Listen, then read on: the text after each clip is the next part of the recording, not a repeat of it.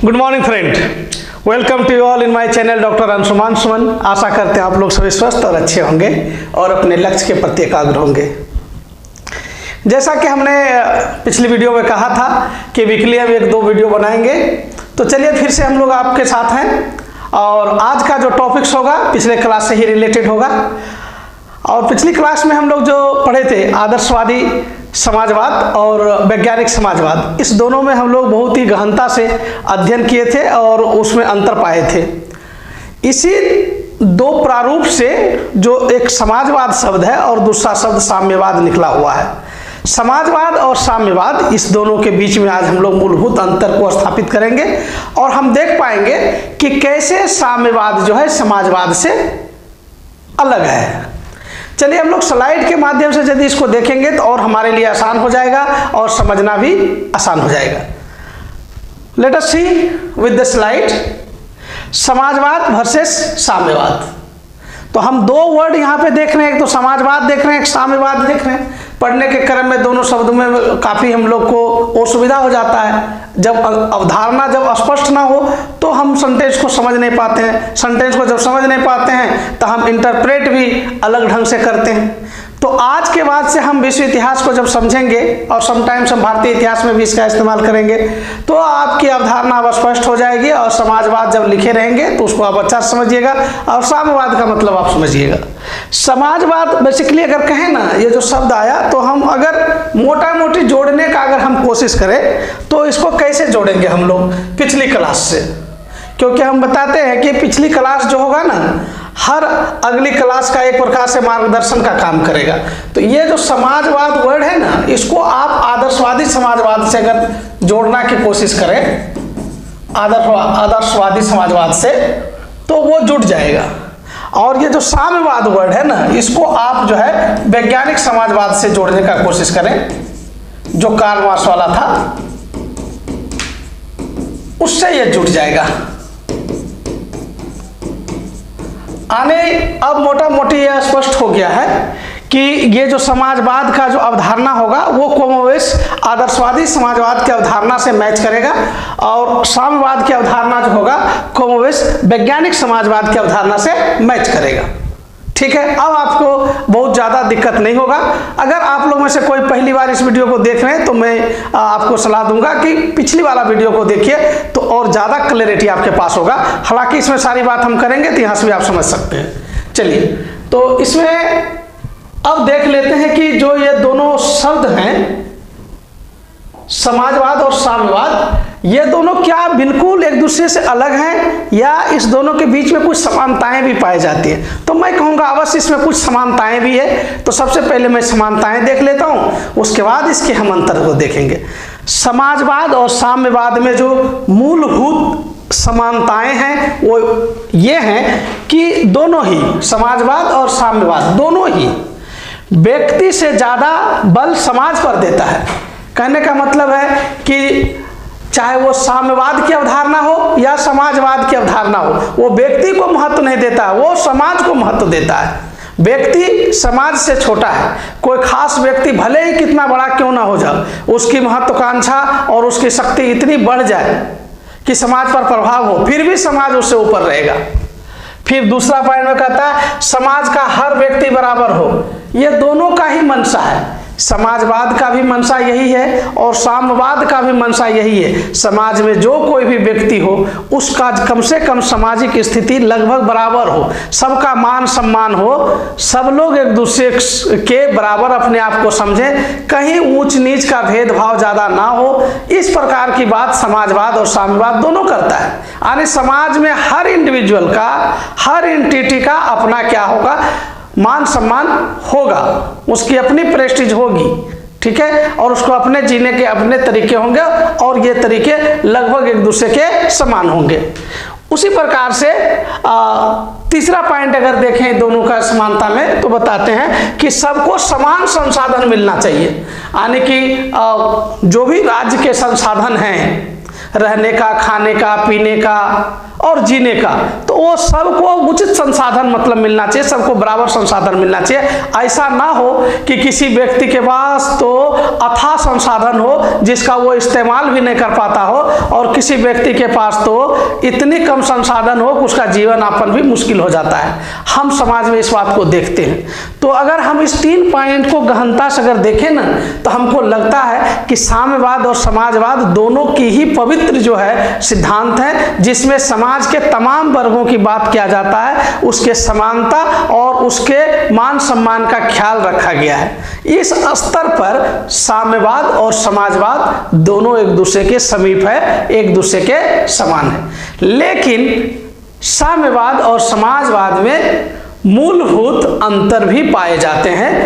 Next slide में हम उस मूलभूत अंतर को समझ लेते हैं। आइए, तो ये जो यहां पे आप देख रहे हैं, कुछ पॉइंट्स जो है समाजवाद के लिए और कुछ पॉइंट साम्यवाद के लिए हैं। हमारे बाएं साइड देखिए समाजवाद है और दाएं साइड साम्यवाद है। हम इसको 2 भागों में बांट करके इस स्लाइड को देख सकते हैं, ठीक है। तो कोमोवेश हम इस प्रकार से एक लाइन खींच देते हैं। तो ये आपका समाजवाद है और ये आपका साम्यवाद है, ठीक है ना। एक एक पॉइंट पर हम बात करेंगे और बहुत ही गहनता से आप लोग सुनिएगा, ध्यान को रख करके, बहुत मजा आएगा। इतना अच्छा कंसेप्ट समझ जाएंगे कि बाद में आपको बहुत इससे लाभ मिलने वाला है। तो पहला पॉइंट है, कहता है राज्य द्वारा समानता लाया जाए। ये किनकी अवधारणा है? ये समाजवाद की अवधारणा है कि राज्य के द्वारा समानता लाया जाए। अभी समानता की बात तो पिछली स्लाइड में किए थे हम। तो वो समानता लाने का बात कौन करे? राज्य करे। यानी कि कोई व्यक्ति अकेले समानता समाज में नहीं ला सकता है, इसीलिए राज्य का अस्तित्व हो। कौन मानता है, कौन कहता है? समाजवाद वाले कहते हैं कि राज्य होना चाहिए, सारे संसाधन पर अधिकार राज्य का होना चाहिए और राज्य ही लोगों के बीच में समान संसाधन बांटे, तो समानता आ जाएगा। तो ये बहुत अच्छा सिद्धांत दे रहे हैं समाजवाद वाले। लेकिन साम्यवाद वाला इस स्तर पर क्या बात करता है? ये तो बिल्कुल अलग बात करता है। जो कार्ल मार्क्स का सिद्धांत है उससे जो निकला हुआ साम्यवाद है, वो तो कहता है राज होना ही नहीं चाहिए, राज ही विशेषाधिकार का गढ़ है। राज इसलिए बनाया गया, राजा इसलिए बने, राज सत्ता को भोगने वाले अधिकारी, बड़े अधिकारी इसलिए बोले क्योंकि वो दूसरे का उनको शोषण करना है। इसीलिए साम्यवाद में एक जबरदस्त परिकल्पना है जिसमें कहता है कि यहाँ राज्य की परिकल्पना ही नहीं होना चाहिए। अब देखिए दोनों में कितना बड़ा अंतर है। समाजवाद कहते हैं कि राज ही समानता लाए और साम्यवाद कहता है राज ही नहीं रहना चाहिए। हम पिछली वीडियो में भी बात किए थे कि कार्ल मार्क्स का जो ये सिद्धांत है वर्गहीन समाज का या राजहीन समाज की जो परिकल्पना है वो सैद्धांतिक है, प्रैक्टिकल आ ही नहीं सकता है। तो पिछली क्लास में भी डिस्कस किए थे। आज के क्लास में जो आपको स्पष्ट अवधारणा मिल रहा है वो ये मिल रहा है कि एक तरफ समाजवाद कहता है कि राज्य जो है लोगों के बीच में समानता लाए और साम्यवाद कहता है राज्य रहना ही नहीं चाहिए। तो ये बड़े लेवल पर अंतर है। दूसरा पॉइंट अगर आप देख लें तो समाजवाद का मानना है, समाजवादी लोग मानते हैं कि व्यक्ति को क्षमता के अनुसार से, क्षमता जितना हो उतना काम करे और उनके अनुसार से ही पैसा मिले। यानी जो ज़्यादा काम करे उनको ज़्यादा पैसा मिले, जो ज़्यादा मेहनत करे उसको ज़्यादा उसके लिए मुआवजा मिले। और ये बात प्रैक्टिकल है, स्वाभाविक है, नहीं तो कोई क्यों काम करेगा। तो समाजवाद का ये पॉइंट बहुत ही प्रैक्टिकल महसूस होता है कि समाज में यही बातें होती है, जो जितना मेहनत करता है उनको उतना ही पैसा मिलता है, उनके लिए उसको उतना ही फल अच्छा मिलता है। लेकिन साम्यवाद का कहना है कि देखो भाई, आपके पास जितनी क्षमता है आप काम करिए, लेकिन पैसा उतना नहीं लीजिए, पैसा आपका वेतन उतने लीजिए जितना का आपको जरूरत है। तो यहाँ पर एक सैद्धांतिक रूप से अगर आप देखिएगा जिसमें फ्लॉज दिखेगा आपको, तो कोई व्यक्ति इंटरेस्ट क्यों लेगा ज़्यादा काम करने के लिए? अगर उसको पैसा कम मिलेगा, उसको कम में पैसा जरूरी है, तो दूसरे के लिए क्यों काम करेगा? तो इस लेवल पर आप देखिएगा यहाँ अंतर है। समाजवाद चाहते हैं कि जो जितना काम करे उतना पैसा मिले, साम्यवाद वाले चाहते हैं कि आप कितना भी काम करिए पैसा उतने मिलेगा जितना आपको जरूरत है, जितना खाने पीने रहने में जरूरत उतना ही मिलेगा। तो इस लेवल पर अंतर है। तीसरी बात इसी पॉइंट से निकलता है, दूसरा से ही ये तीसरा पॉइंट जो है ना, ये दूसरे पॉइंट से निकलता है। अगर ये कह रहा है कि क्षमता के अनुसार से काम करिए और उसी काम के अनुसार से आपको पैसा मिलेगा, तो स्वाभाविक है जो लोग समाज में पैसे वाले होंगे वो अपने बिजनेस ज़्यादा खोलेंगे, वो उनके और भी तरीके होंगे धन कमाने के, तो वो पैसा ज़्यादा कमा लेंगे। और जो निरीह वर्ग होंगे, गरीब वर्ग होंगे, श्रमिक वर्ग होंगे, वो पैसा कम कमा पाएंगे। तो गरीब और अमीर के बीच में खाई बढ़ जाएगा, असमानता बढ़ जाएगा।